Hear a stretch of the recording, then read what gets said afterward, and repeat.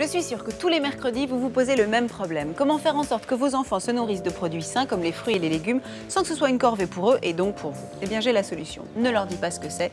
Enrobez l'aliment dans une couche de quelque chose qu'ils aiment beaucoup et vous verrez, ça va passer comme une lettre à la poste. Alors, en l'occurrence, j'ai préféré choisir un raisin français, mais oui, le muscat parce qu'il est bien sucré et bien juteux. Et puis, attention, hein, vous le lavez toujours avant de les grapper, pas le contraire, sinon il va se gorger d'eau et perdre sa saveur.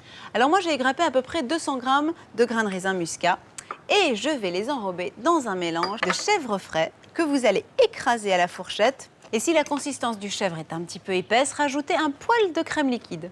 Et puis après, c'est tout simple. Vous prenez un grain de raisin dans la main et on va couvrir le grain de raisin d'une couche de chèvre. Essayez de faire en sorte que ce soit à peu près régulier, jusqu'à ce que le raisin ait complètement disparu.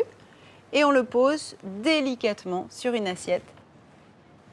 Alors voilà, ma première tournée de raisins est prête, donc je vais les mettre dans le réfrigérateur de façon à faire en sorte que le chèvre se rétracte et que je puisse les paner plus facilement. Alors justement, pour les paner, moi je les passe dans plein de choses différentes et notamment dans des amandes concassées. Les amandes, c'est évidemment meilleur quand vous les avez fait dorer. Moi j'ai un truc infaillible, un tout petit peu d'huile.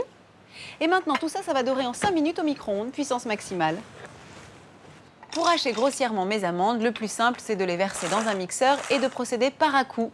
Ensuite, je les dispose dans une assiette et je passe mes boulettes de chèvre bien réfrigérées, alternativement dans les pistaches, dans les amandes, dans la ciboulette et dans le paprika. Les enfants n'en font qu'une bouchée et les parents aussi.